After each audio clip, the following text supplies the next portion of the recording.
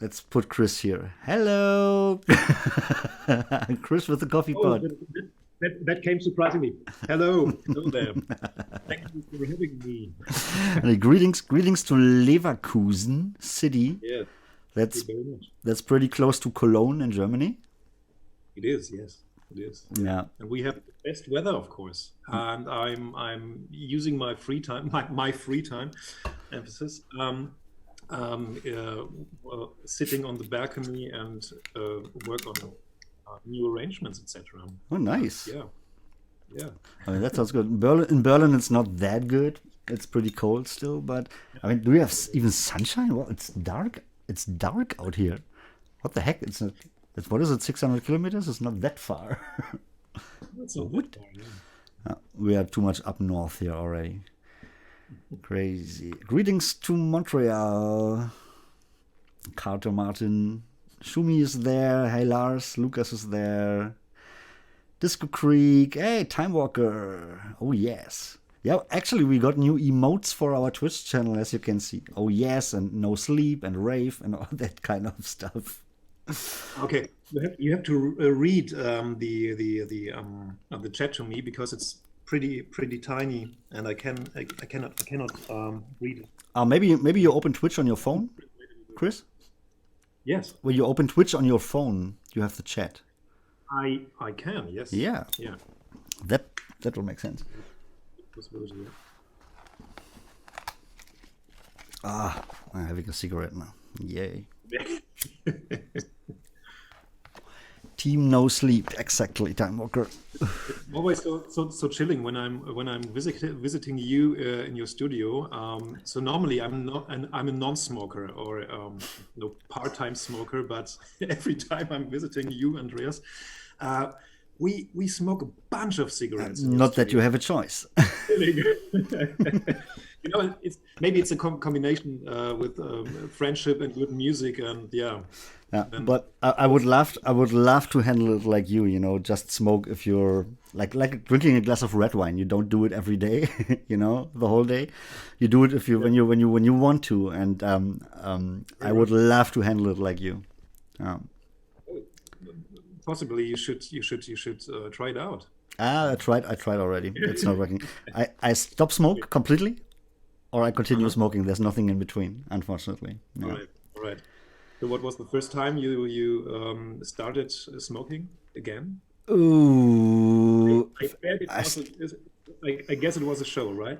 well, I started when I was 13, stopped when I was 30 for 2.5 years. And no, I started smoking again the point I finished my first album. I Okay. finished my first album in 2012 to 13 and bought myself a big cigar and liked it so much that I bought a second cigar, and then I bought Uh-huh. these shitty cigarillos here because they are pretty Right. close to a cigar. And since then, I'm smoking cigarillos, but only cigarillos. I didn't touch a cigarette anymore. I only smoke these shitty cigarillos. They are not better, but you can't smoke 20 of them because then you're getting sick. So You'll it's be like, dead. yeah, Yeah, yeah. But they are not better at all. No, for absolutely. sure. Chris, let's talk a bit about the Synth Happens thing. I mean, we are doing this now since, wow, let me think, 2017. 2017, yeah. Yeah. Right. So there's this And beautiful lady, Dr. Barbara Volkwine. Volkwine, yeah, big shout out for Barbara Volkwine, who made all this happen back in 2017 in context of our first show in the National Theatre, right? Exactly. Like half an hour ago, we just finished a 1.5 hour telephone conference with her, or Skype conference. So she's still in my ears. Uh, Right, always, yeah. yeah. No, we had some fantastic projects already together. Maybe we can talk just a minute about her. Maybe I did it last time already, but anyway, she's a fantastic lady, and she wrote the first professional book about electronic dance music, about techno, Right, yeah. back in the 90s, something like this, or It was her doctor thesis, I yeah, it think. was a doctor thesis, but it came out as a book at the end. Right, Um, yeah. and but after this, I mean, she was like, how do you say, addicted to techno back in the days. but somehow she moved into the orchestra direction and managed big orchestras and did like artistic stuff. And maybe you know better what she did exactly in the last 30 years. I think she was, well, first of all, she's a very famous dramaturg in Germany, and she was really the pioneer and one of the first people in Germany who combined techno and orchestra, of course. Yeah. Because I mean, her heart is actually with electronic music and techno, but her profession is to work with orchestras. And at one point, I'm no idea when this was, she decided to combine both things, and that became actually a pretty successful format. And yeah, we're pretty happy to have her. And you know, the funny thing is, our first concert back in 2017, was it October or November? It was in October, yeah, yeah. Yeah, and she phoned me up in summer of 2017. And as you might know, the whole concert, the duration of the whole concert is 90 minutes plus. Yeah.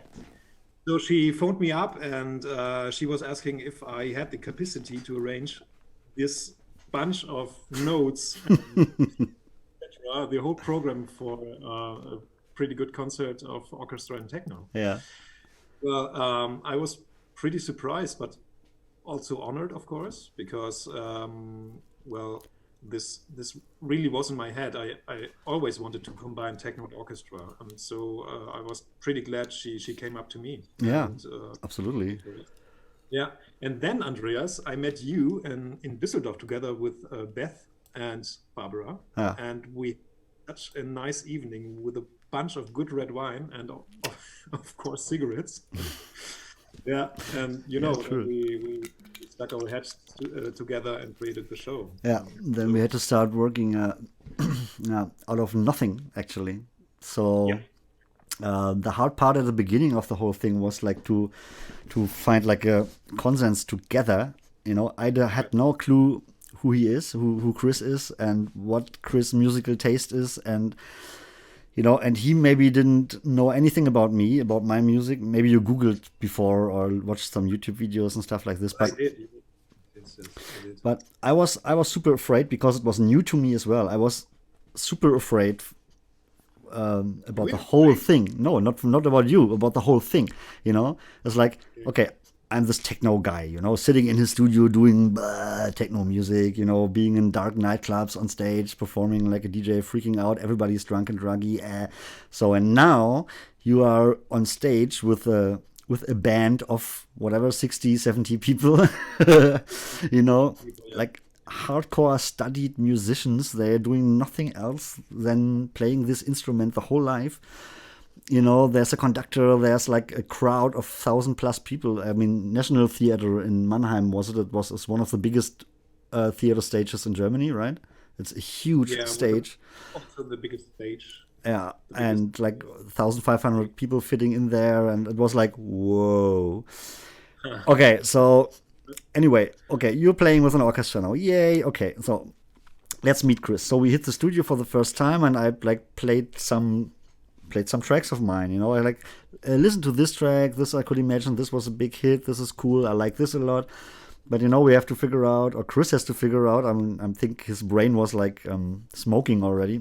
Like, you know, you have to. But in a good way. You have, yeah, but still, you have to write scores for an orchestra on a techno track. You know, and I was sitting here and telling Chris all the time, okay, but if you write scores for the orchestra, okay, please don't let us destroy the original track because it's still a techno track, you know, and it should be a techno track later on as well, even with an orchestra. And like, I was pretty afraid that we have like at the end Mozart or Bach together with some techno tunes. So this is how I knew other projects. They did it before. Like, oh man, okay, let's see. But I don't know how, but Chris was sitting in the studio with a keyboard, you know, and playing some stuff over my finished tracks. And I was like, wow, that's actually super cool. And I was like, okay, in my ears, you know, the track is finished. I have no clue. I wouldn't put any synth line on it or put any strings on it because it's good how it is. But then Chris comes, plays some notes on the keyboard, and it's like it's so good for the track. Like wow. But I always thought about how can I create an addition, to your tracks, because the basic structure of your tracks is still your track. Yeah, It's absolutely. still the track, of course, and the it's like an extension. It's like a version of the original tracks. Yeah. What I first thought is, I can imagine so many things which can happen in the during the tracks in the orchestra, of course. Yeah. In the orchestra, it's full of possibilities, etc. And as you mentioned, when we first talked to each other, we decided immediately that it shouldn't be Mozart combining with Andreas Henneberg, etc.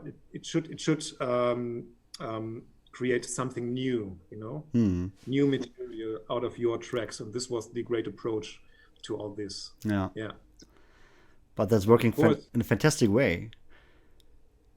I think so too. Yeah. Yeah. Especially like some new production, like this Skirmish track. We played this last week already, I think. The track is so minimal. There's nothing in there. There's just a bass line, the drum set, and this vocal, I guess one string or something like that. That's it. It's living from this minimalism. And what Chris did on this track is just like so mind-blowing. I get goosebumps from it. I don't know how he's doing this, but I don't know. He's doing it. I mean, how do you get inspired? I mean, you're writing scores for like 50 instruments on an already existing track without destroying the track. How? I cannot tell you. I mean, intuition or inspiration, it comes immediately, or it is a struggle when it doesn't come. So I think 50% is intuition, and I'm a really lucky guy if the intuition comes immediately, and 50% is of course is craft or technique, as you might call it. So I'm a trained composer, and I studied composition, and this helps a great deal, of course, when you stuck into your or when you don't have the intuition or the and of course then you can rely to your studies, of course. Yeah. But with Skirmish, of course, I had the immediate intuition, of course, because I'm a club visitor, of course, and I know how to dance to techno music, etc. And I really enjoyed it. And I had this melody in my head when I listened to your track Skirmish immediately, and then I thought, wouldn't it be cool if it is like full of energy and the strings fiddling like crazy, and the brass full of force, etc. And I tried it out, and I think the first try out is the end result in this track. It just happens, That's funny. That would be my next question. I mean, did you had any contact with electronic dance music before? But now you said it already. You're dancing a lot in clubs and stuff like that. I mean, you live close to Cologne, and Cologne is like, I would say, the second or third big electronic music capital in Germany after Berlin and maybe Hamburg or Munich. There's a lot of stuff going on in Cologne, or maybe even the second biggest. I don't know. There are so many clubs and festivals going on around the Cologne area. Yeah. But I always feel that in Cologne the music is a little bit different from Berlin. I mean, you can better judge on that, of course. But when I go into a club in Cologne, it sounds a little bit different than when I'm going into a club in Berlin. Yeah. I think Berlin is a little bit harder. It also depends on where you go. I mean, that depends on where you go, of course. But I mean, if you go to Hamburg, it's more house music. If you go to Berlin, it's more like minimal deep house and, of course, techno. And I think in Cologne, everything combines. That's everything as well. Yeah. But it's a little bit softer, Probably. Yeah. I mean, the promoters book artists that fill their locations, of course. So if they have good experience with like house music and stuff like this, they book house artists. Yeah, sure. I mean, you know, another thing with this electronic music, and I mean, you're an arranger for orchestral stuff, orchestras and classical music in general, but you also play in a band, you make jazz and everything.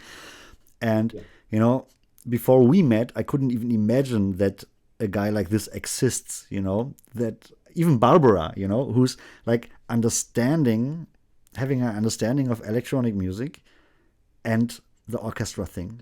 And that was also a point I was so afraid, you know, to work with somebody who has no clue about electronic music, and then you have a result where you are not happy with it, you know. And I guess we did the first track, or you wrote some scores over the first track, and I was like mind blown, like what, you know. And since that point, I knew, okay, wow, that only can be fantastic. And yeah, it is. There's not a single track I don't like, and I think the first track I wrote for you is, or the arrangement, is Friends. Yeah, right?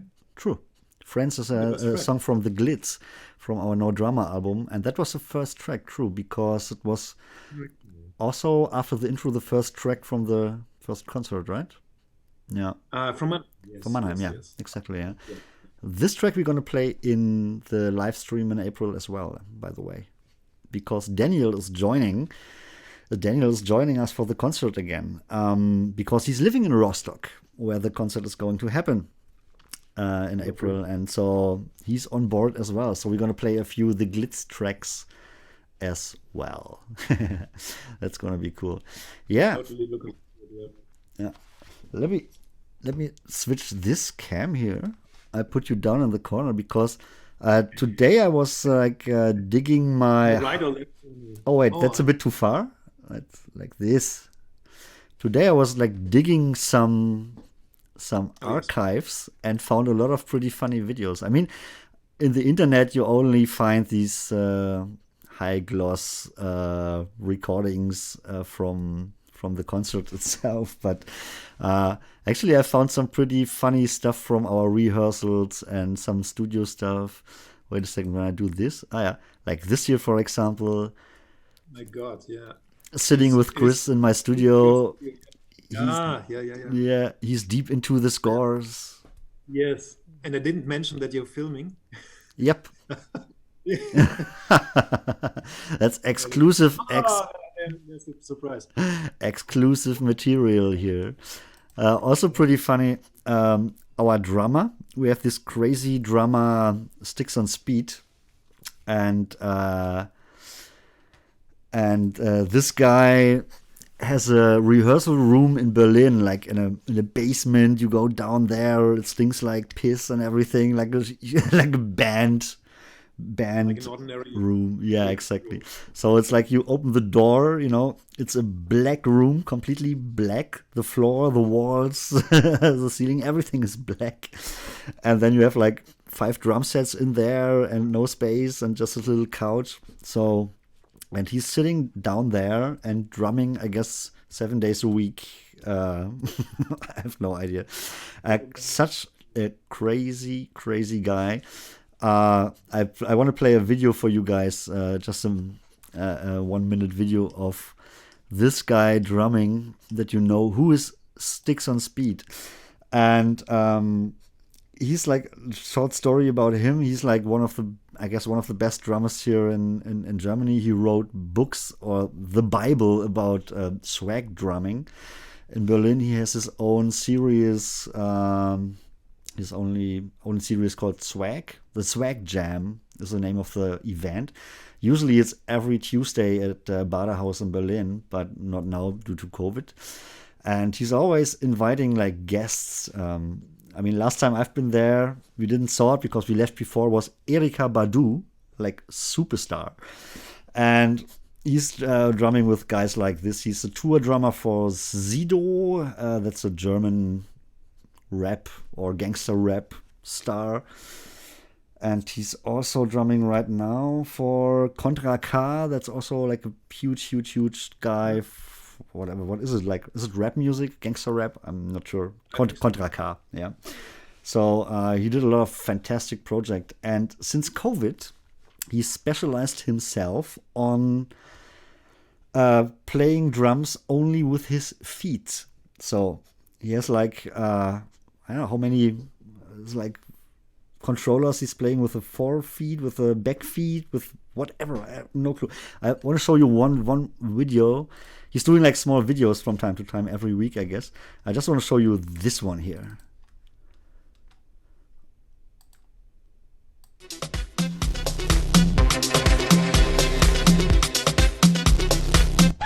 Started from the bottom.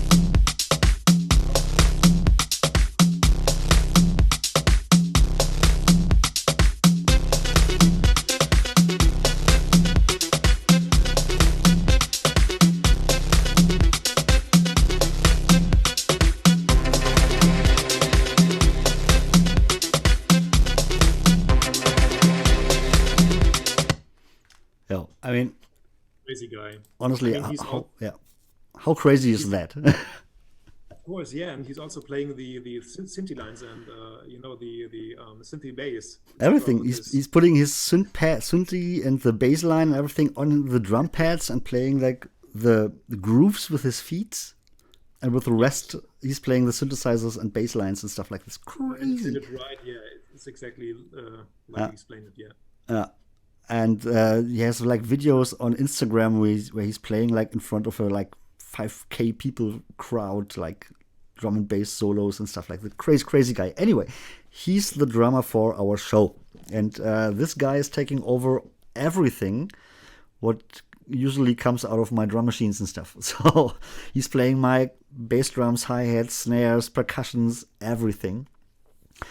And this time for the show in Rostock, he gonna have his solo. We're planning a solo with him for 1 or 2 minutes where he can show what he can with his feet and everything. Crazy. So that's pretty funny. And I want to show you a little video where Chris and I visited him in his little rehearsal room in Berlin for a drum session. I don't know for what track it was. I don't even know for which concert it was. It was the last one in Potsdam, I guess. Well, let me play the video. Chris?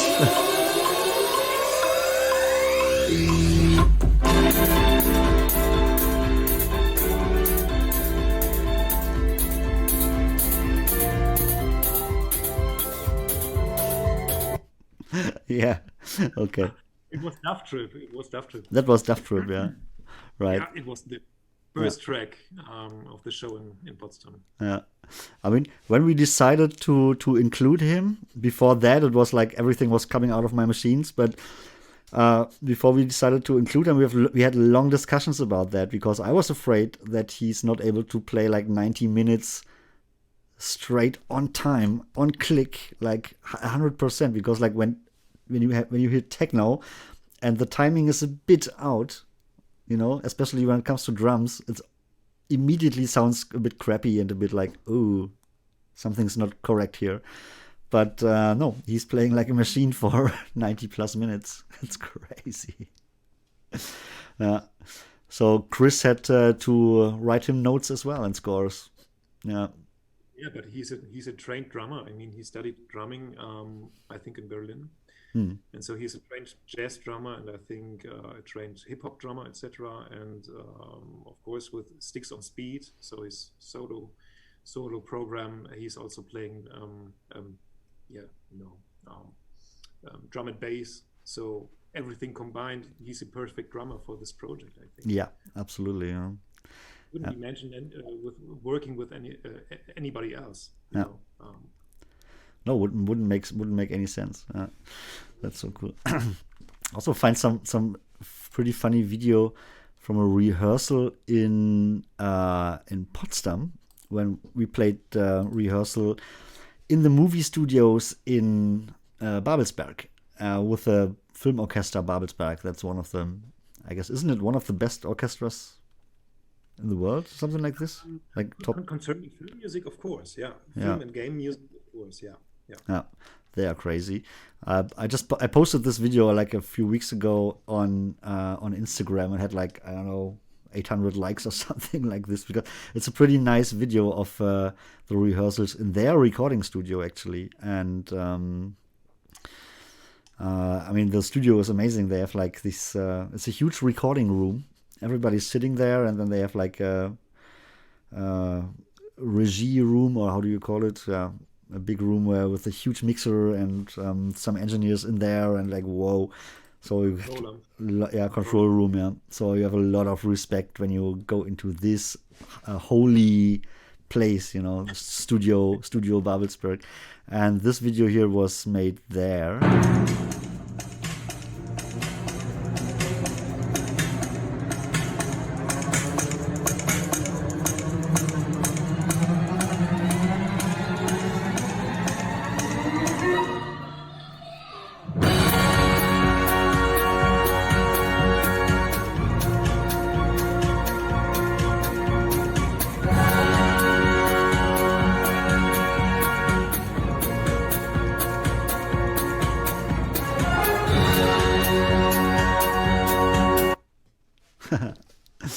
Yeah, exactly. So, that was actually skirmish. This was skirmish, yeah? Yeah, that was skirmish. That's true. Yeah, that's true. And then after that, we had the first rehearsal in the Holy Nikolai Saal with the movie orchestra. That's also a pretty funny video. I guess we have no sound. Or if we have some, but it's very quiet. It was just material I found, never released or something like this.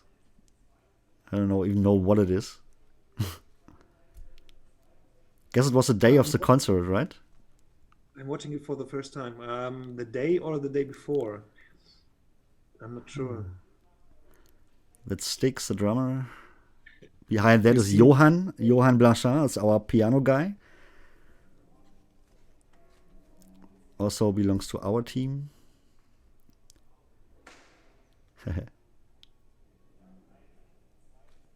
Yeah, everybody looking serious. I think it was the general rehearsal because we have light. Yeah, I think true. in the first rehearsal in the Nikolai Saal, we didn't have light, Yeah. I think. Yeah, that's true. I think it was like the morning of the day of the concert. Yeah, I think so too. And another thing I want to show, like we had a rehearsal in Mannheim for the first concert, and that's also a pretty funny video in this rehearsal room where the guy with the trumpets and the tuba and everything, they put their hands into the tuba or into the instrument that it's not too loud. That's so funny. I never seen this before, right?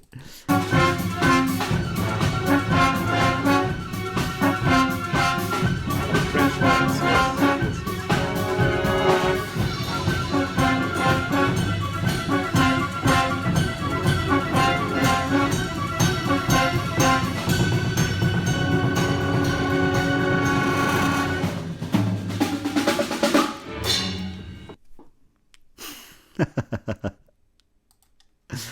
I always feel that the sound in the rehearsal rooms is really, really annoying because it's Yeah. always dry, etc. And the really fun and really joyful moment, of course, comes first when you are in the concert hall. Yeah.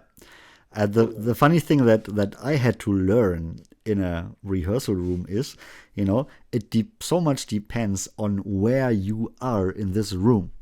Totally. Because when you're like in the left corner, you know, you hear the instruments you are near close to the instrument just in front of you, you hear directly.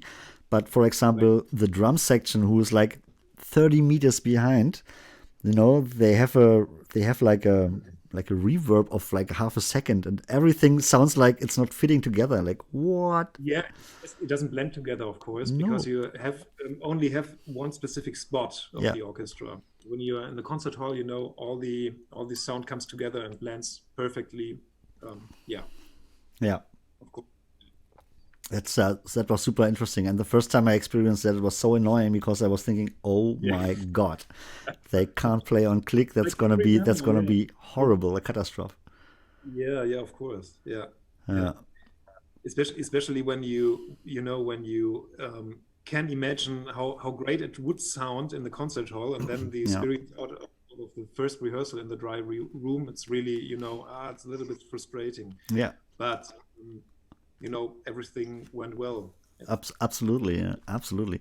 I also found like two nice videos of you conducting. Hey, how many videos do you have? No, just digging some some some You some have to some send it to archives, me. and like Yeah, we made so much videos, and I mean we made like a million of pictures of like the rehearsals and stuff like this, and also some funny videos, like a lot of okay, crap, of course, but I want to have them. Please. yeah, next time, but you have to bring a big hard drive then. I will, I promise. Let me play this one. I don't think we have sound on this. I'm not sure, but let's see. Ah, concert. That's Chris conducting.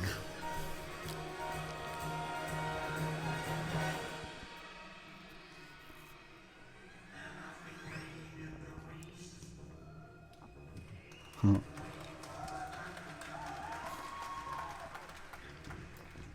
That's Styx, our drummer, playing.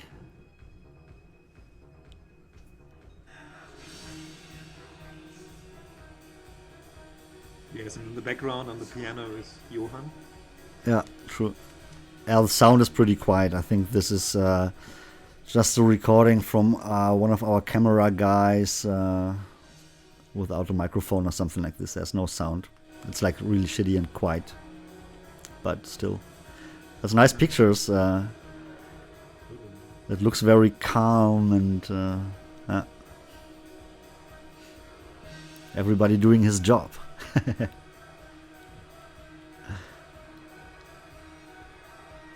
The harp.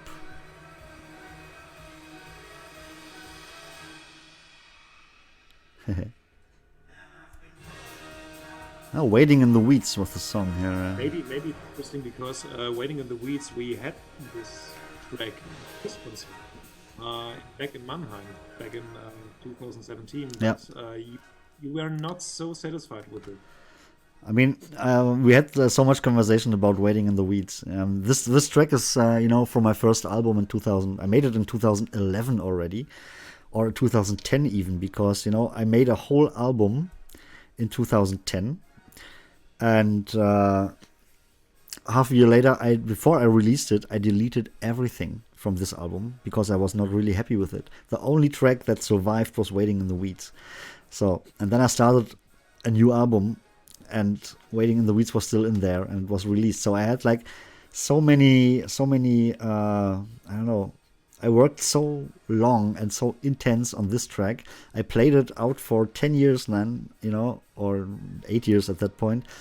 And that when you can't hear your own track anymore, you just can't hear it anymore. You kind of hate it, but it was still like one of the biggest tracks, of my career. So we had to include it somehow. And I was 100% sure the orchestra you wrote on it was fantastic. But at the end, I felt like, oh shit, okay, it should be take out this song. And I guess you've been the one who said, okay, let's try another version. Let's do something else with it to give it a new face or something like this. And now I love it again, and I even made a new version out of it and a new non-orchestral version, a 2020 version, or 21st century edition of Waiting in the Weeds. You can download it for free at our snowemusic.com homepage. It's a free download, yeah. Exactly.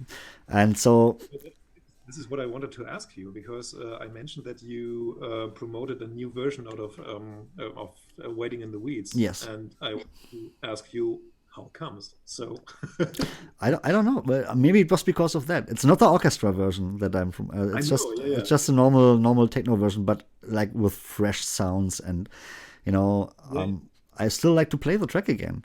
I like to play the track again because I think because of you, because you give it another try, or I don't know. Yeah. And now it's full of energy, especially in the orchestral version.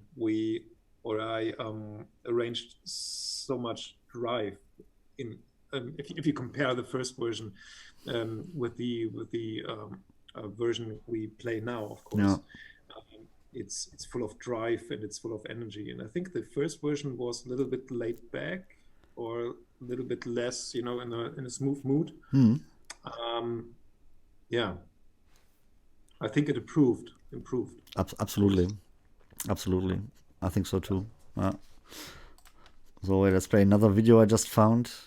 Also, you conducting like crazy.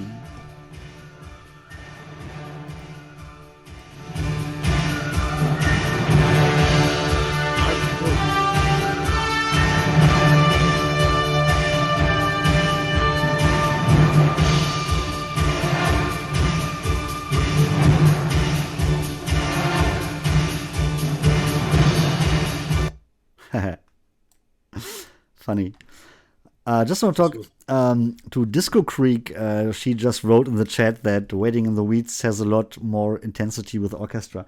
Absolutely. But the version Disco Creek, is the old version. So that's the first version we did. And we deleted the whole thing and started from the scratch again and did a complete new version of Waiting in the Weeds. I guess you mentioned that hopefully we will have a not live stream but stream for a concert in Rostock. Yeah. Absolutely. Do you know actually in which set we had Waiting in the Weeds in Potsdam? In Potsdam, I think it was set 2, but I'm not sure. But I can find it out. Wait a second. No. No. It was not set 2. Was it Duff Trip as well? No. No, Duff Trip was in the first set. Yeah. Together with wasn't You Better Don't Say. Right? No, You Better Don't Say was the second set. Duff Trip. You're right. Yeah. It was in the first set. This is a new version of Waiting in the Weeds here. Yeah, you're right.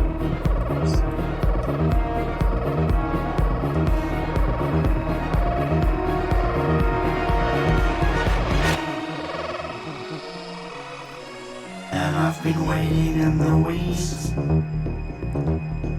waiting for my time to come around again. I think it's Oh, wait, I have to turn down the volume here, otherwise they can't hear you. Chris? All right. I wanted to ask, it's the demo, right? Yeah, it's just a demo version. Yeah, absolutely. It's just a cheap MIDI orchestra in here, but still.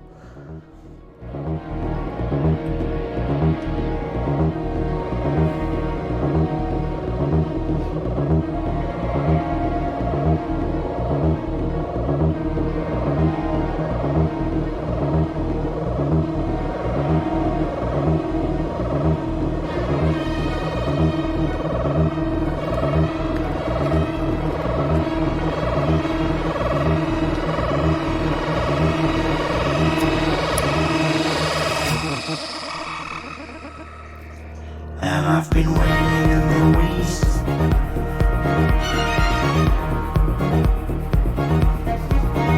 I've been waiting in the weeds,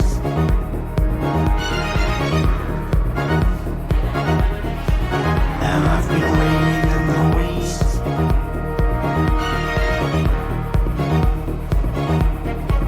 and I've been waiting in the weeds.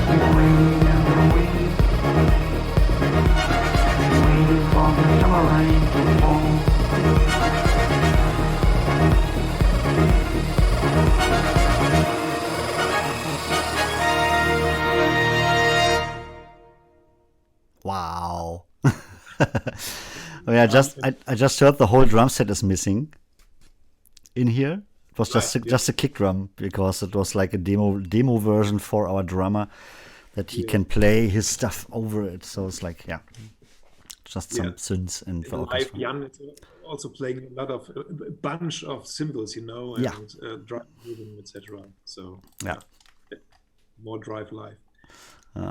Absolutely. Okay. I mean, just want to blend in like 2 more videos of this of the last show where Chris is conducting like hell his own score. I mean, how is it to conduct your own scores? I mean, usually, you have an arranger who's writing all the scores, for every single instrument, and everything. And then there's a guy working with the orchestra, like conducting the orchestra and telling each instrumentalist what he has to play and blah, blah, blah, and discussing all that. I mean, that's 2 completely different job descriptions, right? Yeah, right. So, and in this case, I'm the combination of both worlds. I'm one is the arranger and, of course, the conductor. And well, it's a bigger task, of course, because when something goes wrong, whether it is the conducting or there's some mistakes in the arrangement, of course, you have to be really, really conscious in this moment. So I can tell you, the first rehearsal was work. It was not joy, it was work, honestly. But in the concert, everything went well. And of course, you still have to be conscious, but you can also enjoy the show because now everything works. Yeah. But of course, it is work. We kind of glorify it.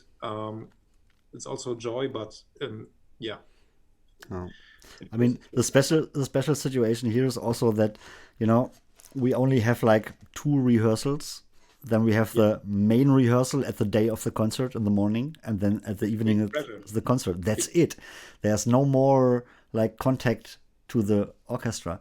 And just imagine like Chris conducting this stuff. He doesn't even know the orchestra.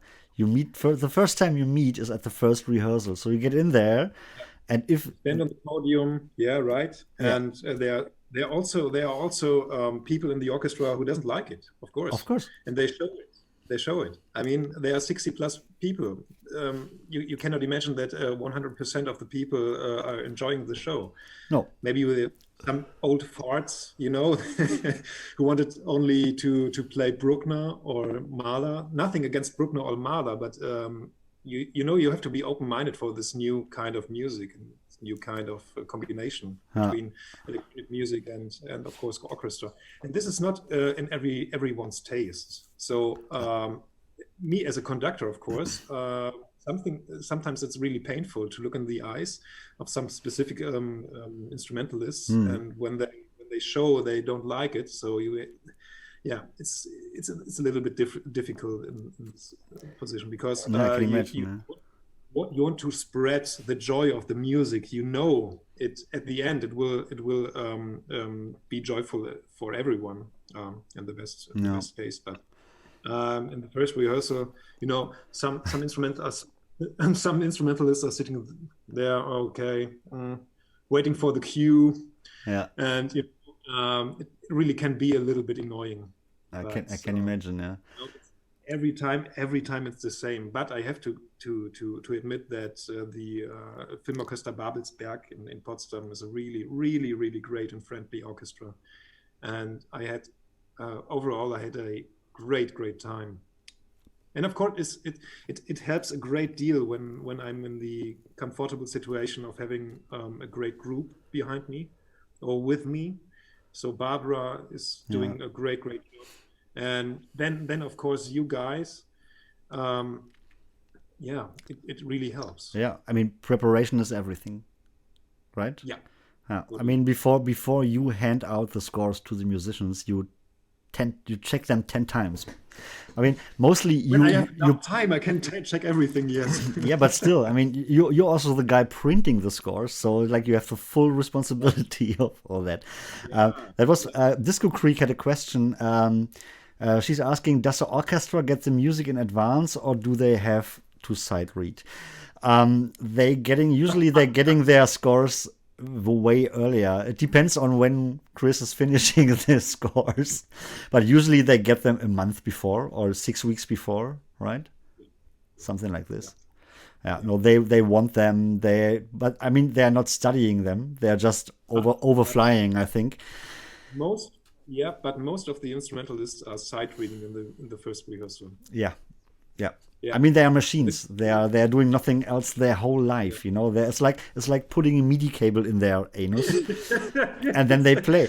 You know, and Chris is just a sequencer, and it works surprisingly.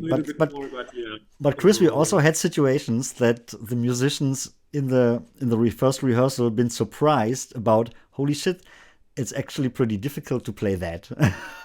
So it's not so easy for most of the musicians. And I think the day before they think, it's just a crossover concept with a bit of boom, boom, boom, everything. That can't be that complicated. But at the end, I mean, Chris is actually, how do you say fordern in English? You give them a job. I keep them busy. Yeah. I keep busy, yeah. Well, of course, but even though it sounds better, if they like their part, if they like their notes, they play with more energy, and it's more convincing. And I always keep that in mind, because I write for musicians and not against musicians, of course. Yeah, that's true. And nobody should feel that he's a little bit embarrassed. No, I have to keep them busy. Yeah, that's true. Lucas had a question. He wrote it in German. I tried to translate it a bit. When we're doing arrangements, or especially in the electronic part now, when we are selecting tracks for the orchestra, that we are saying, okay, let's play this track together with an orchestra, that it's not getting too full and too packed with stuff. How do we manage it, or how do we get there? And Lucas, a lot of stuff from my original techno track is not playing anymore because the orchestra is taking over this part.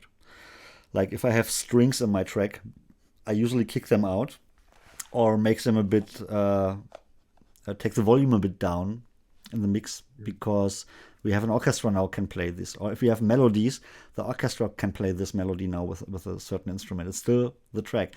But the balance between keeping stuff from the original track and exchanging them with the orchestra, the balance is pretty tight, because at the end we still want to have the sound or the vibe of the original track. But this is like the crazy thing that Chris is so talented in, keeping this balance. And even we didn't even spoke that much about it, but since he has an understanding of electronic music as well, he knows when it's too much and not. Yeah. Sometimes he's keeping it way too minimal, I think. Sometimes.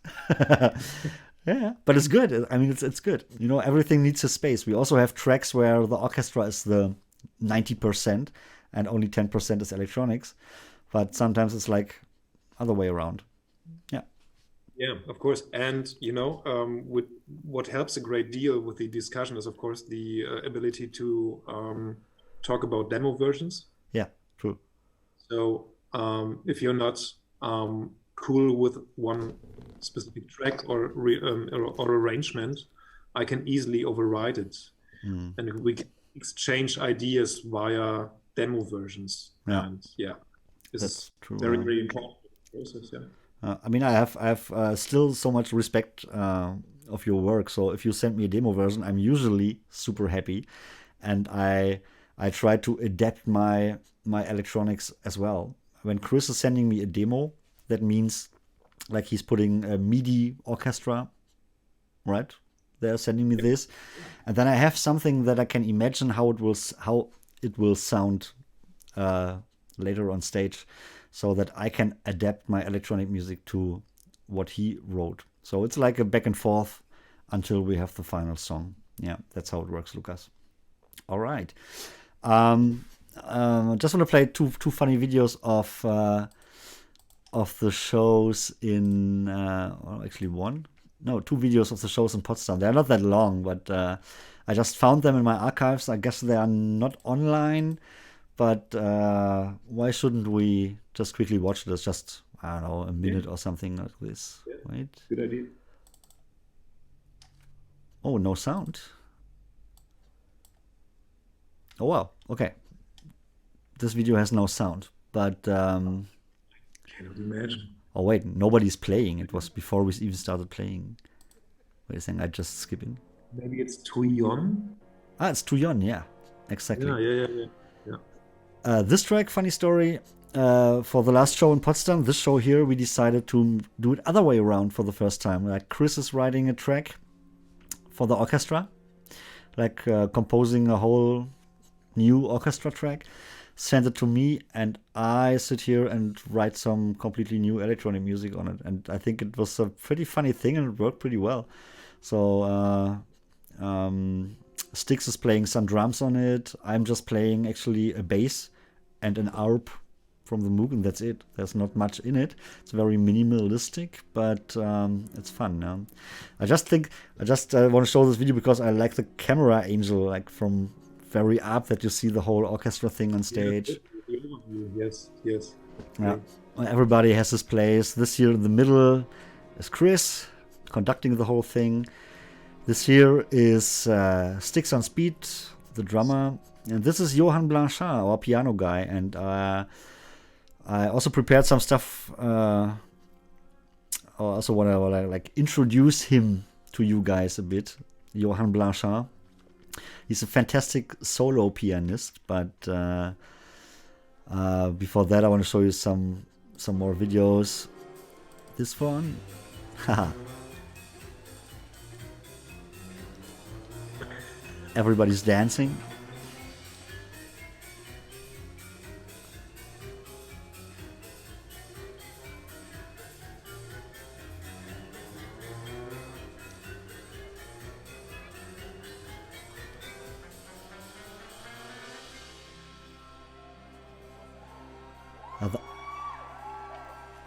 The audio is pretty low in this video, so I have no clue why. I think it's a camera microphone from back there.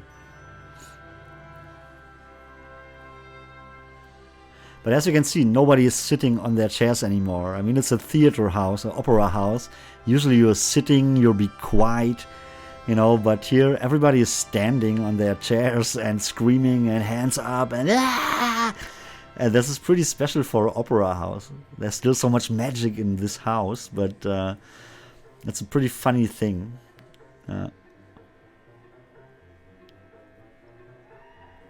Really like this perspective Yeah. in this. It's great because it's a view of the audience, out of the audience. Yeah. And you really feel the joy.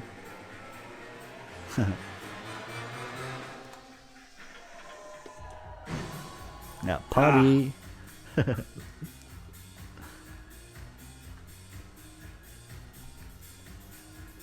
But now I cannot remember the title. Can you tell me the title of this track? Down to the Power. It's Down to the Power. Down to the Power. Yeah. Yes. From my 17 album. Down to Got the. it. Oh man. Yeah. Yeah. A little bit soul. A little bit jazz. Yeah. Chris is dancing as well while conducting. It's so funny. I couldn't hold my.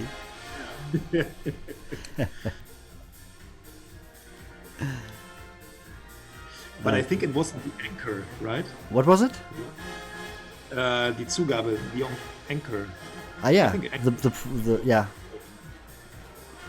True.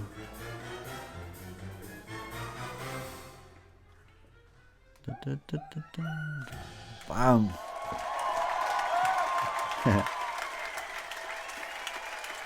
Oh man, I'm so much looking forward. Yeah, me too. But then a lot of things will have to be prepared. Wait a second. So again, Chris. Sorry, what? I'm so much looking forward to end of April, but so many things will have to be prepared. Yeah, till it's then. crazy. I mean, it's just 6 weeks left. Or 8. No, wait. Yeah, 7 weeks left. It's a lot of work. Yeah, that's true. Oh my God. So, okay. I found like we did a show in 2019, or was it 2018? Oh shit, 2018 in Dortmund. Yes, 2008 in Dortmund. And that was open air in the city center of Dortmund in front of the townhouse. So huge thing, city ring. It was like they built a huge stage, like in the middle of this spot place, whatever. And we played together with the Dortmund Philharmonics there. And unfortunately, there's actually not that much video material there. We only have like a few videos from fans out of the crowd. So we have some photographics, but actually not much video material. What's really pity, actually, because it was a great concert, I think. I think so too. Yeah. I just had one video from a fan. He sent it to me afterwards. It's not that long, but I want to play it now. Wait, there we go. That's Bass Happens.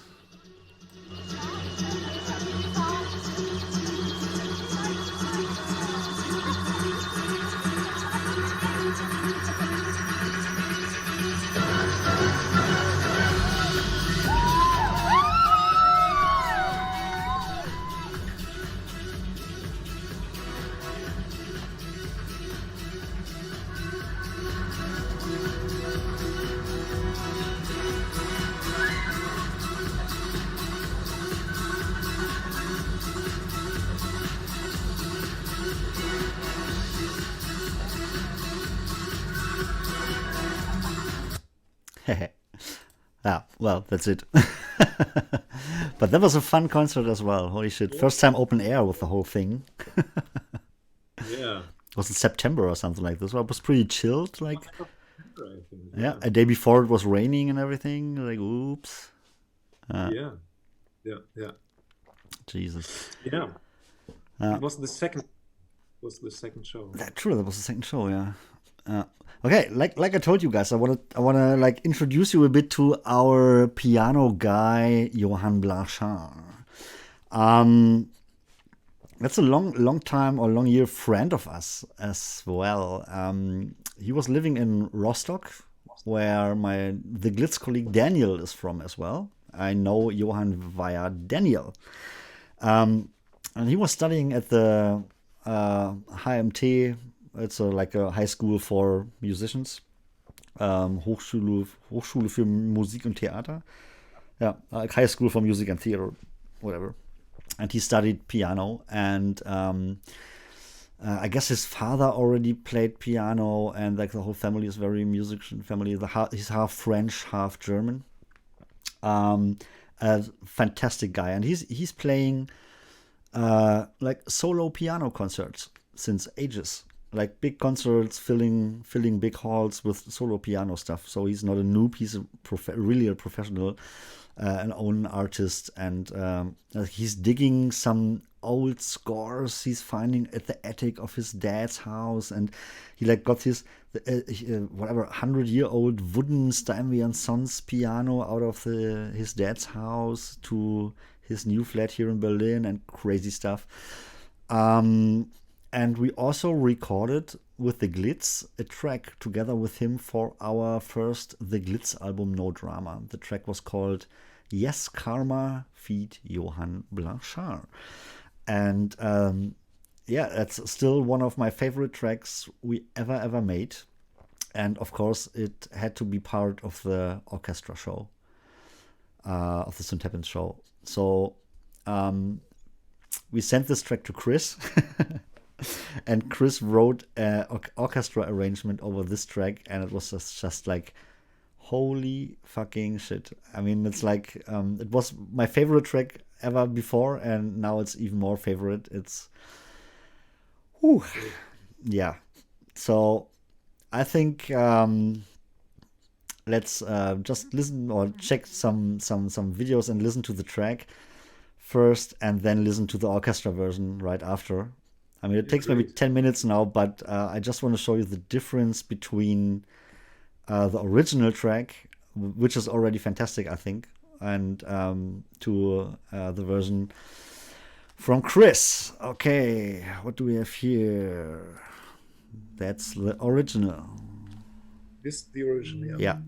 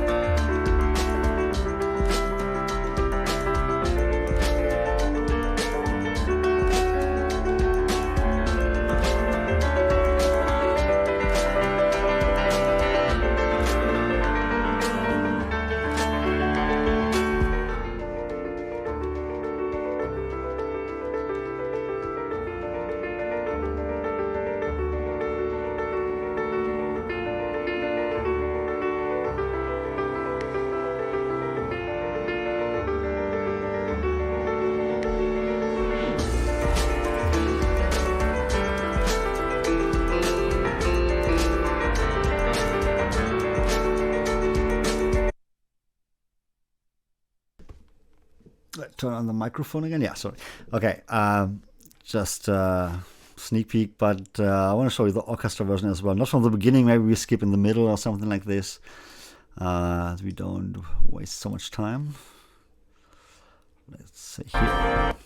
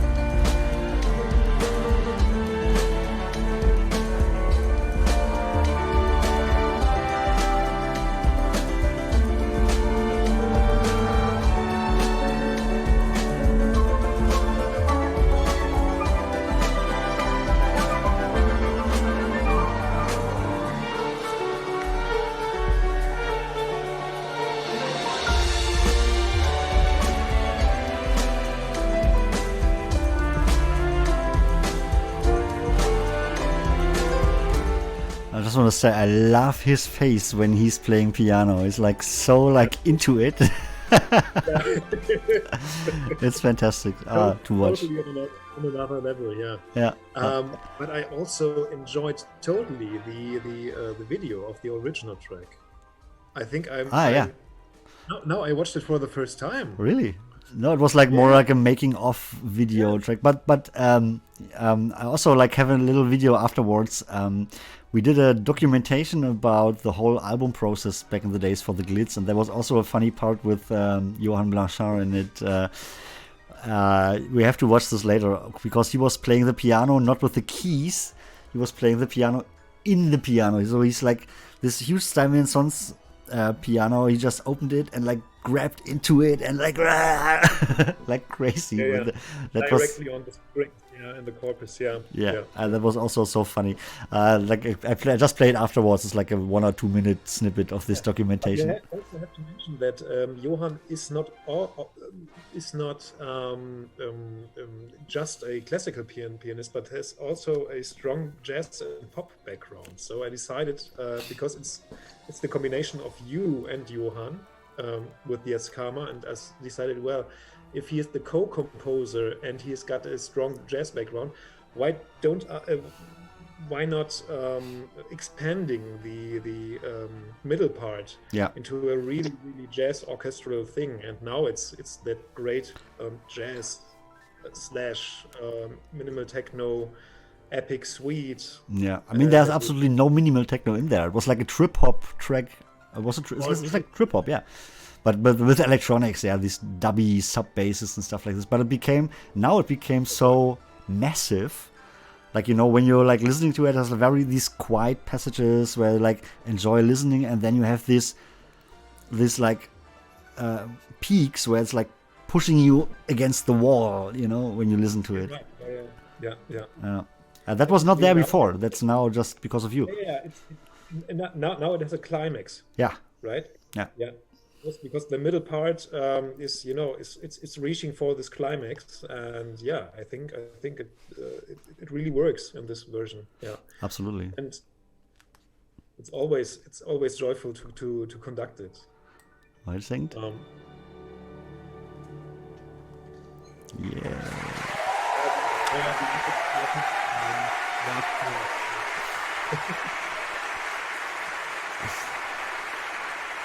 Oh man, I really looking forward.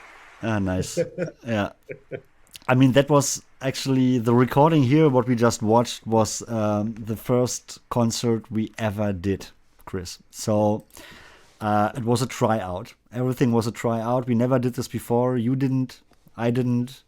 Most of the musicians didn't. I guess it was like for the Mannheim. That was in National Theater Mannheim. I guess it was the first time for them as well, right? They never did like a techno concert before, like crossover for sure, but with electronic music, did they? They in the same year. Superflu, right? They 17 years it was Superflu. I think it was. No. It was. Oh, was it? Wasn't it in Dortmund? I know they did it in Mannheim as well, right? True. Yeah, true. Okay, no, I was wrong. Superflu was there. Yeah, but with another with another arranger. Right. Yeah.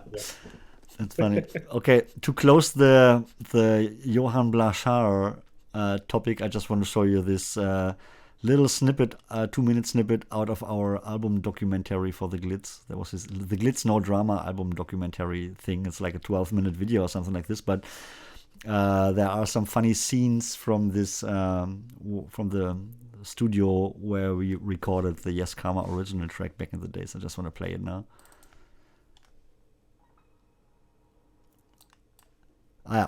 And sorry for that, but it's in German. But when you like make it on big screen, there are English subtitles. So, but the voice is in German.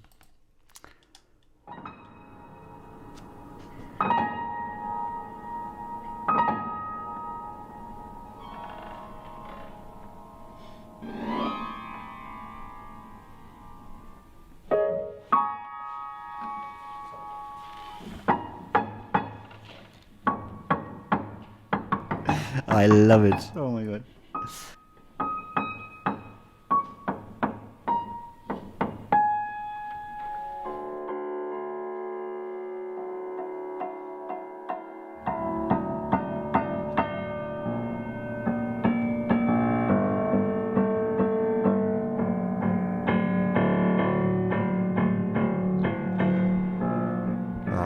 größten Herausforderungen war sicherlich die Aufnahme mit dem klassischen Pianisten Johann Dellacher.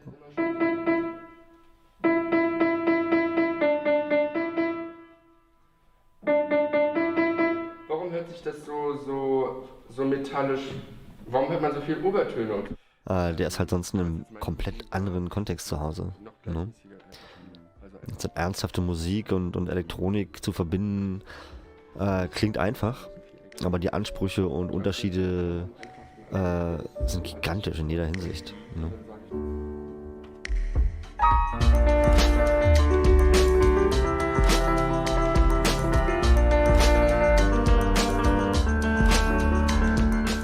Und so stand dann plötzlich die Aufgabe im Raum, an so einem übergroßen Steinway und Sons D-Piano in einem mächtigen Konzertsaal mit wahnsinnig komplizierter Mikrofonie aufzunehmen. Ja, und durch Johann bekamen wir halt die Möglichkeit, im Konzertsaal der Hochschule für Musik und Theater in Rostock alles aufzubauen und den Flügel abzunehmen. Und bei solchen Aufnahmen ist halt unheimlich viel zu beachten. Zum Beispiel die Positionierung der verschiedenen Mikrofone und das ist halt wichtig für den Raum und die spätere Atmosphäre in den Aufnahmen und im Titel selber. Gott sei Dank hatten wir da aber professionelle Unterstützung von einem erfahrenen Tonmeister der Hochschule und der half uns dabei, den einen oder anderen Fehler gleich von Anfang an zu vermeiden. Yo, that was a little snippet out of this album documentary, yeah. Funny. I also found, now that let's play the last video, I also found a pretty funny thing. The big TV station, Southwest broadcaster, Südwestdeutscher Rundfunk, whatever. It's like, pretty serious TV station here in Germany.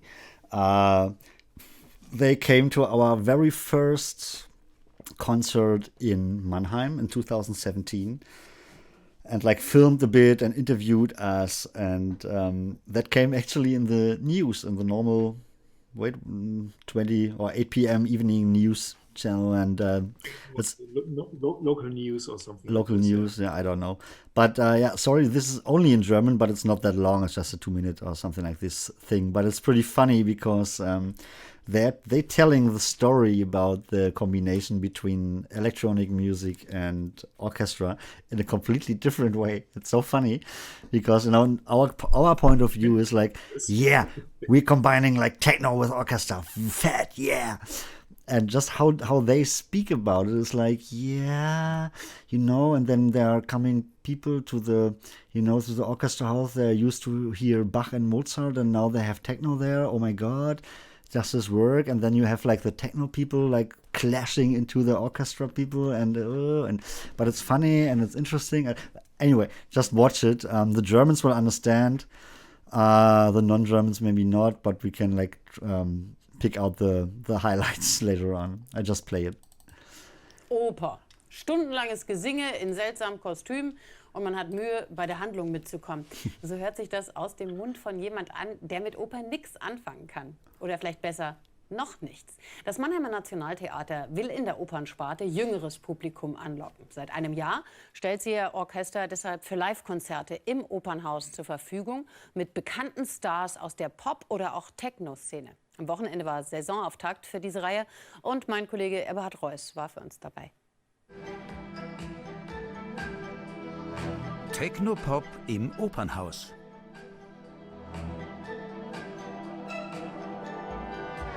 Volle Breitseite mit dem Orchester des Mannheimer Nationaltheaters. Am liebsten würde ich im Publikum mitsitzen und abgehen und vielleicht mit abdancen oder so. Oper trifft Techno, ein Riesenspaß. Wieso machen wir das sonst, wenn das Publikum sich nicht auch freut? Und so vereint der Abend Opernabonnenten und Techno-Fans. Oper hatte ich sowieso mal vor, nur ehrlich gesagt bin ich noch nie dazu gekommen. Für so etwas würde ich noch mal reinkommen, ja. Ich würde jetzt nicht jede Woche in sowas reingehen, ne? Aber ich war positiv überrascht. 4 Orchesterproben für ein einziges Live-Konzert mit den Techno-Künstlern Andreas Henneberg and the Glitz. Ein Riesenaufwand, aber auch eine Werbung für klassische Musik.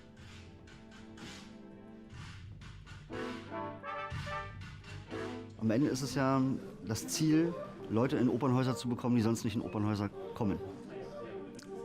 Um sich das einmal anzuschauen und dann gehen die vielleicht einfach nächstes Mal wieder hin, auch wenn ein normales klassisches Programm läuft, weil einfach viele wahrscheinlich noch nie ein Orchester live gehört haben. Seit einem Jahr begegnen sich Techno, Pop und Orchester regelmäßig im Maschinenraum des Opernhauses. NTM Pop heißt das neue Musikformat am Nationaltheater Mannheim.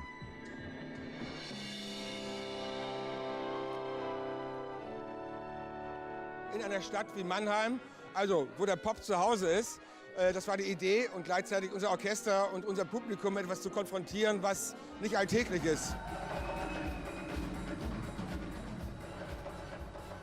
Musik überwindet alle Grenzen und stiftet neue Freundschaften. Das Mannheimer Opernhaus liefert den besten Beweis.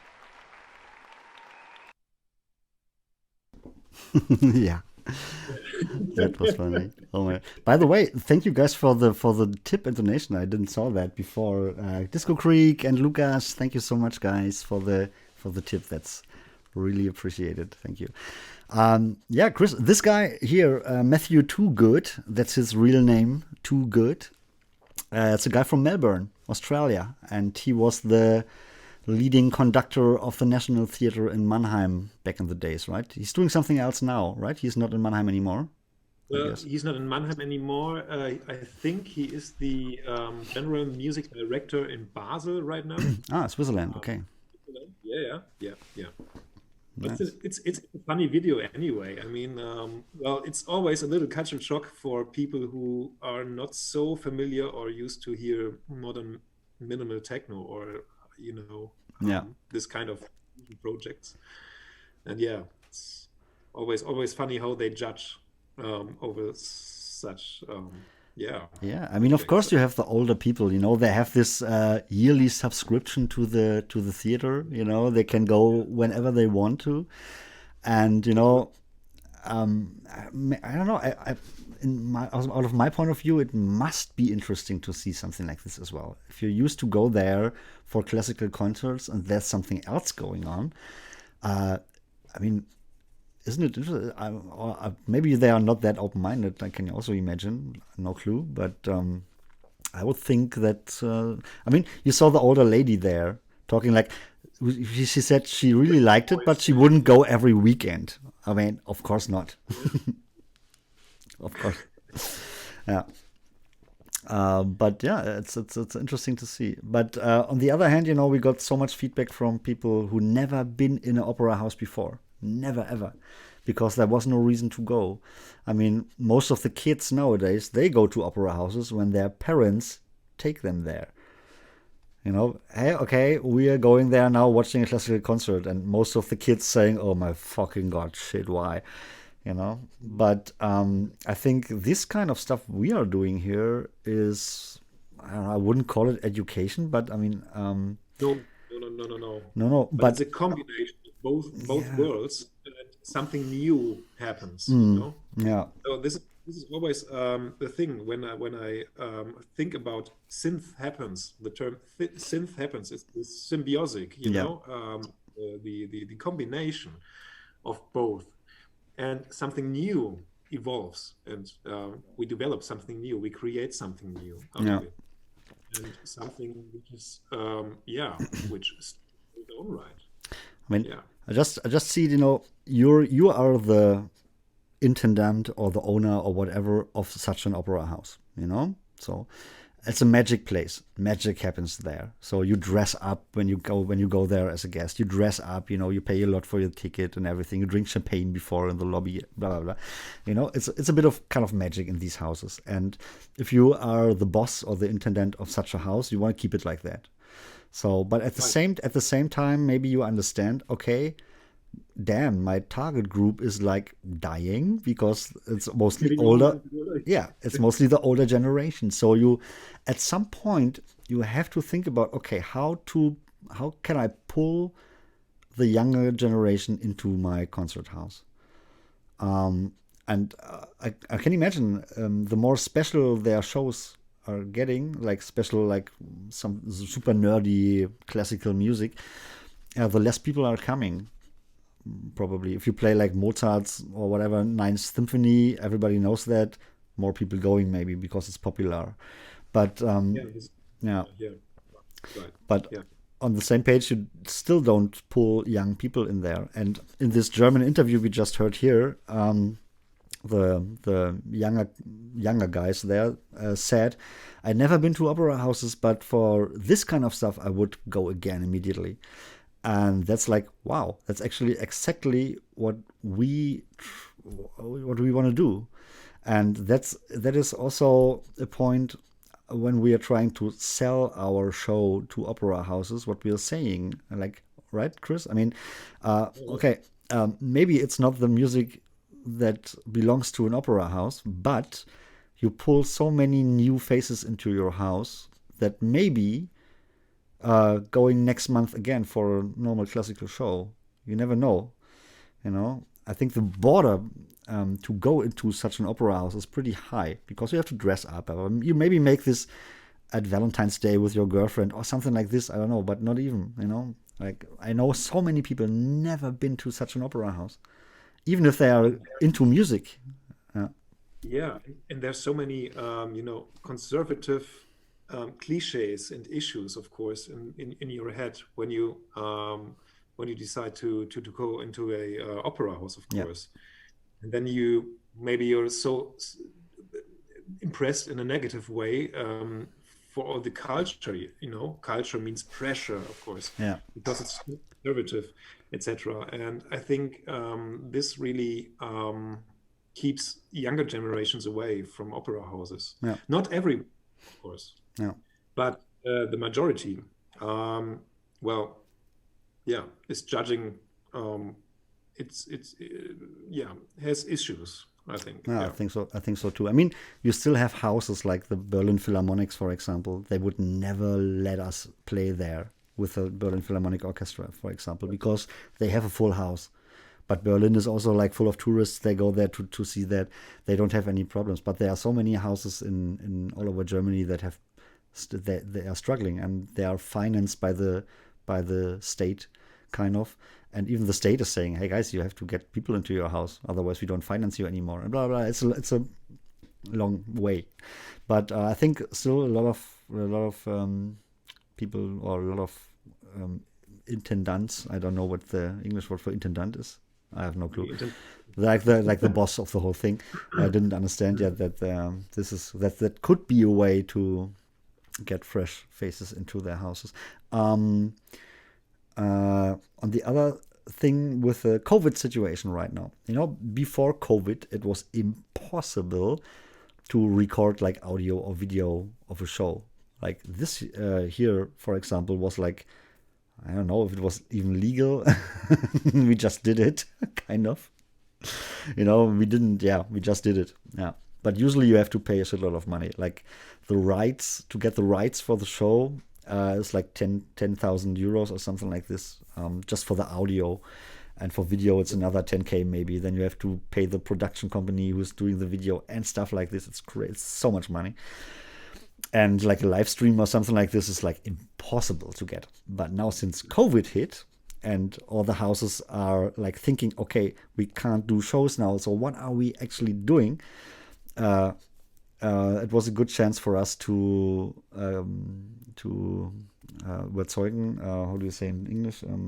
To convince like the house in Rostock now for April to play the show. Even if it's for nobody, even if there's no audience, we record everything and stream everything live.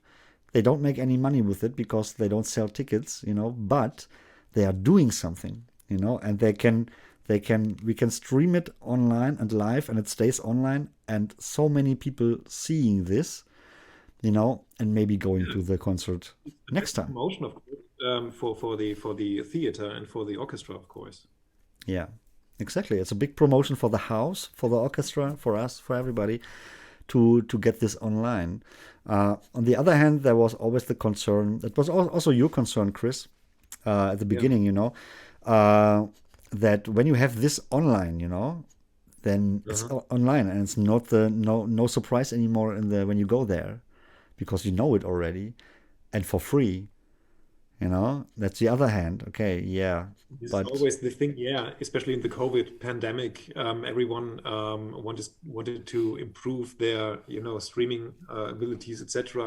And it was the only thing you can actually do, because all the live gigs were canceled, of course. So, yeah. I mean, sure, you can do nothing, or you can do something. I mean, Right. But I think my great issue about that is that it is for free, and this is the thing, which can develop in a very, very bad way. So Yeah, but there's no other chance. The whole internet is flooded with free content, with free premium content. Maybe it's too late right now. Yeah, I mean, who would pay even $1 or €1 to watch the stream? Nobody. That's I mean, maybe Twitch, you can donate and buy subs and stuff like this, which I still didn't understand or don't understand right. But nobody would pay for that to see the concert now. Yeah. I think. Well, it's strange times. I mean, has to look what's the best, how to gain the best out of the great the bad times, of course. No. Well, I don't know. No, that's true. I mean, let's see. I'm still find it very, very interesting to do this now in April. I mean, and I'm still so surprised that they came up with this idea, to be honest, because the COVID situation here in Germany is actually pretty bad. We are still in a complete lockdown. Everything is closed here. You are allowed to meet one person. That's it. Yeah. One. So you can't invite two to your home for dinner. No, it's forbidden. So still, and in 6 weeks they want to do, or in 7 weeks, we want to have a show with 60 people on stage. I'm still skeptical, to be honest, but they really want to do it. They really want it. And I mean, it can happen that a week before we have to cancel the whole thing because of COVID. Nobody knows right now. That's one thing. What we won't do is to reduce the orchestration. We can't. We cannot, because all the arrangements are built onto this powerful orchestration instrumentation. Yeah. And you cannot use 3 trumpets and make 3 trumpets just 1 trumpet, and all the power would be gone. Yeah. This is nothing we want to achieve there. No. Yeah. That's true. Chris, do you still have time, or you said you have to arrange stuff tonight, or what's your plan? Yeah. Oh, shit. So, COVID situation. I'm really busy in reorchestrating, etc. Some things, and I'm so sorry. the deadline is in 2 weeks, and I really have to hurry up a little bit. Okay. Very busy. And then of course some new tracks for Synth Happens, of course. Yeah, that's true. For the new show now, we take a lot of tracks from our first concert in Mannheim, because that was the only concert we had the Glitz playing as well.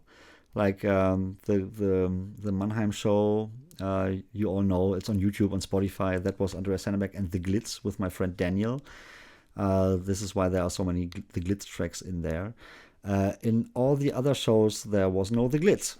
There was only Henneberg, and the Yes Karma track was in there, but only because Johann Blanchin, our piano player, is always part of the show.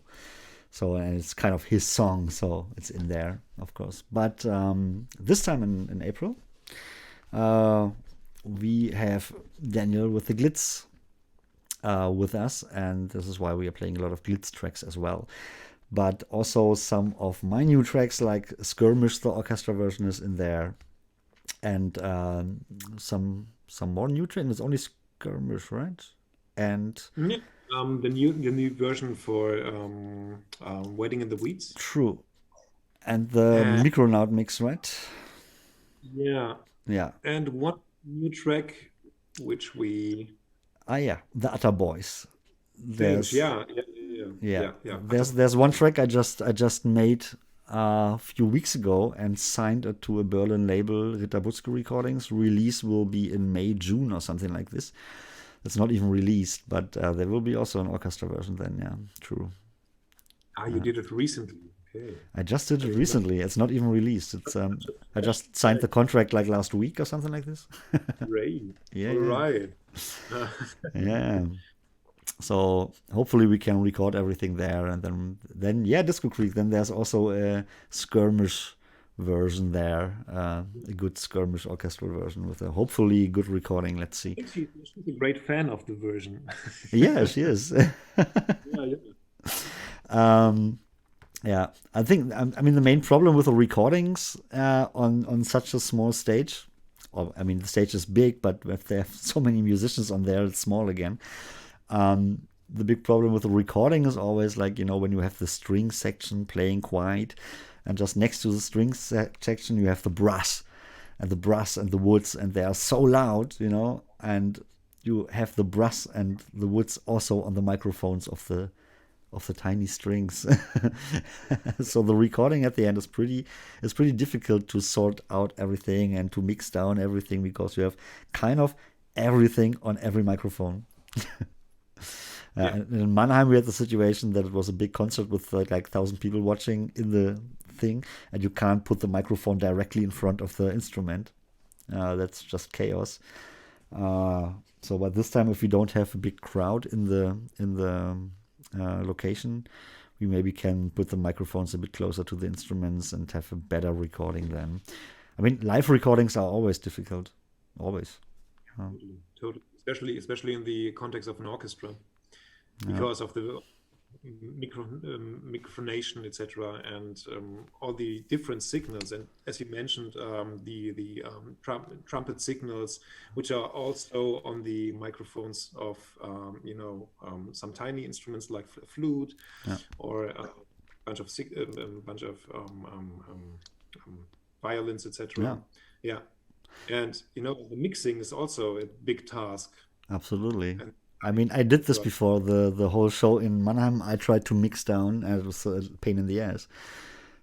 Just imagine, the guy with a violin sitting in the front of the stage, and the drum section is in the back of the stage. And this huge stage in Mannheim was like, they've been sitting 25 meters away from each other.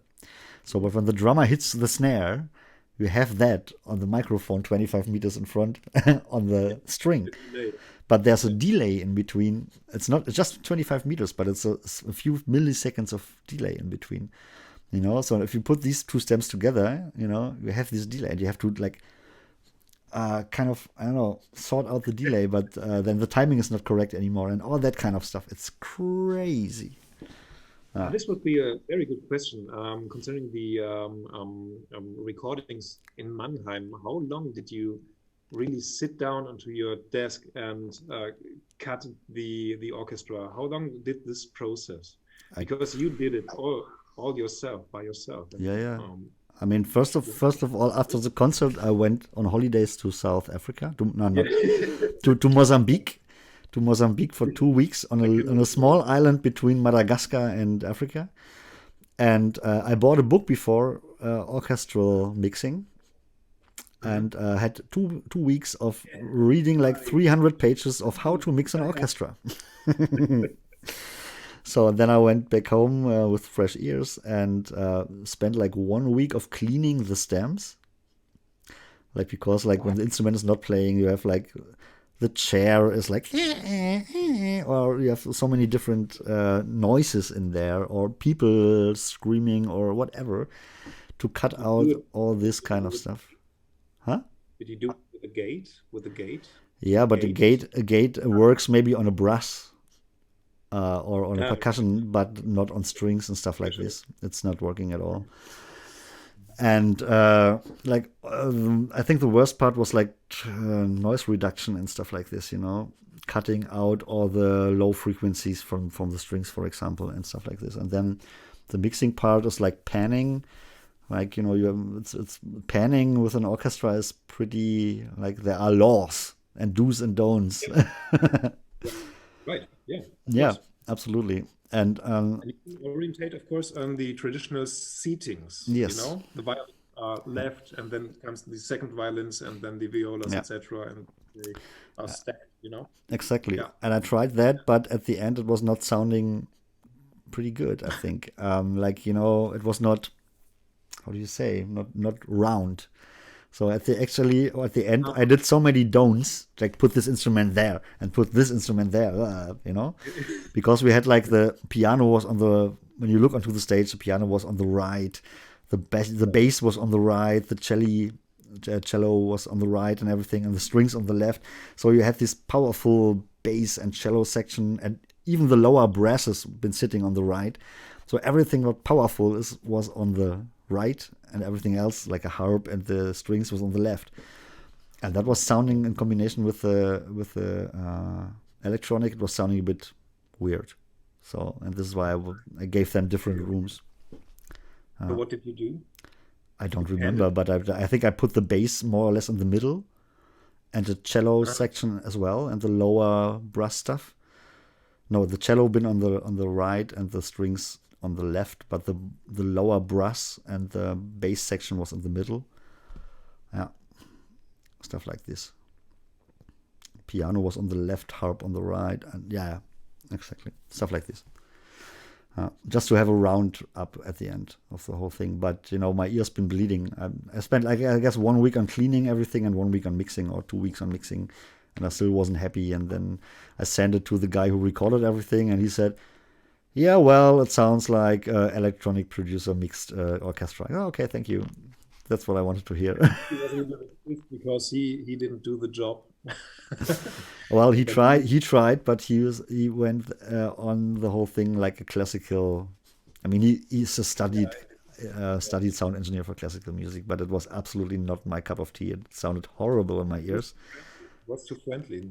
It didn't have the punch it needed to have. Yeah, exactly. Yeah. So this is why we decided. But, I can offer you to at least cut the orchestral signals and tracks for the show in What means cut, like quantize, or because quantize No. is like whoa. Hopefully this no. You have no idea how much I quantized.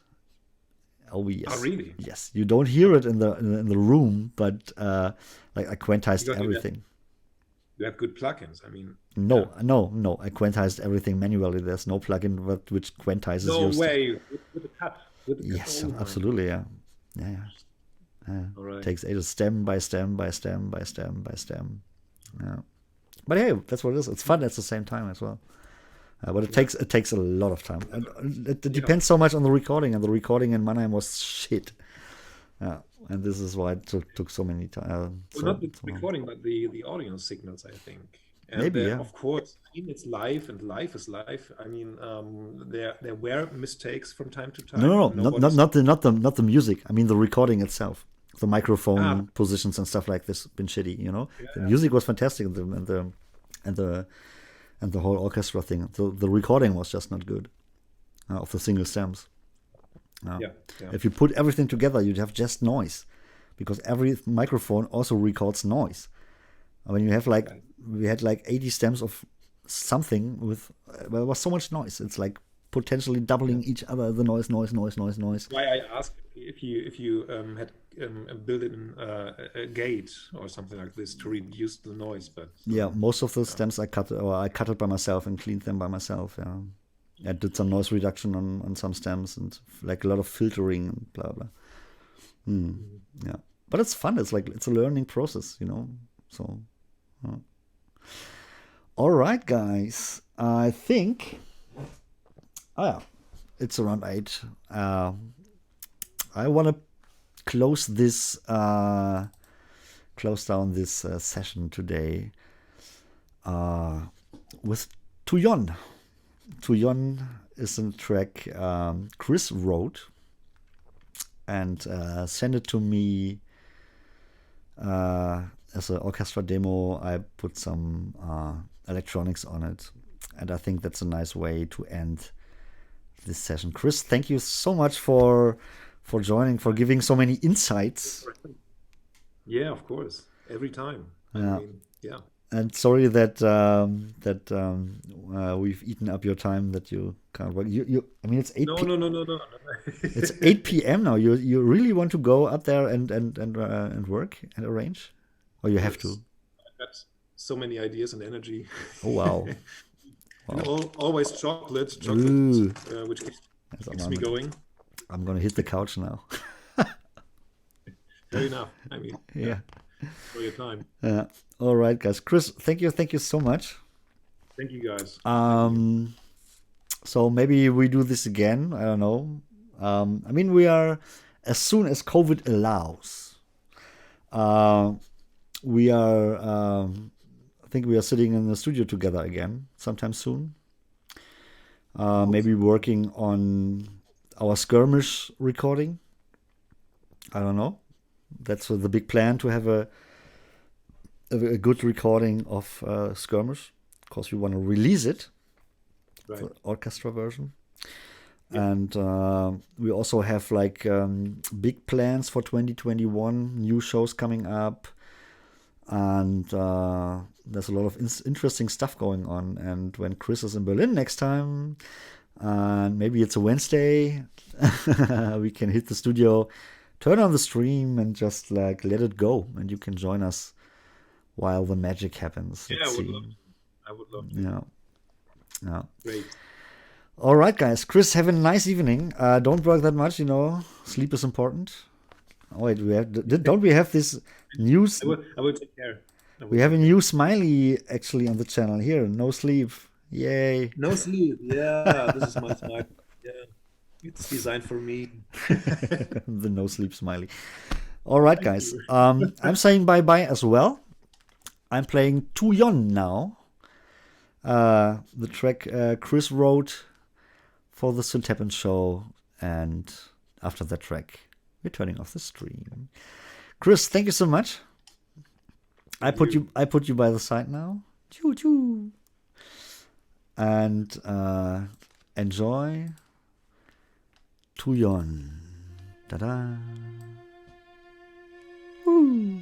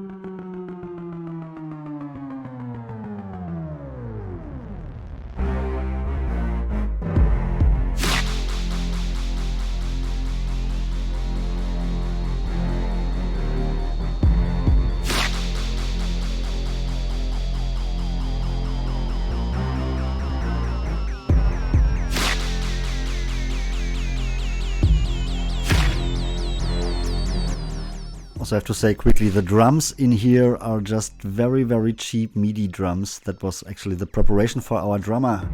So he's playing the drums usually, and that's just crap.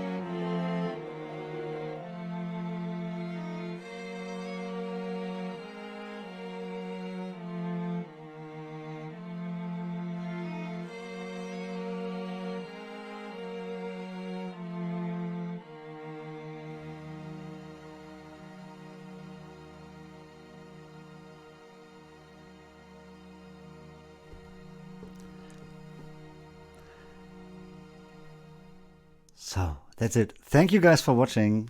By the way, see you on Friday this time, or Friday evening, 8 p.m. Berlin time. We are going live here in the studio again with some DJ sets and stuff like this. Beth Lüdi and I. Oh yeah, bye-bye, Chris. Exactly, you can close this one. We are going live on Friday evening, 8 p.m. Berlin time with some DJ stuff. And this time not on Sunday, because on Sunday or Saturday night, wherever you are, we are streaming live for Dirty Bird, the Plump Records show. Kevin Knapp, Beth Lüdi, Hutch-Tastic, and I. The four of us streaming from Kevin Knapp's home, actually. Starting 6 a.m. Sunday, 6 a.m. Berlin time. So that should be, let me think, 9 p.m. West Coast, US, I think. Yeah, it's -9 hours. So if you're up early on Sunday morning, European guys or German guys, from 6 a.m. on, we're streaming live for Dirty Bird on the Dirty Bird channel. All right, that's it. I'm stopping the stream now. Oh, that's Zoom. Yeah, end meeting. Thank you so much. I'm stopping the stream now. Thank you so much for watching. See you on Friday or on Sunday on the Dirty Bird channel, or next Wednesday, same place, same time. Bye-bye.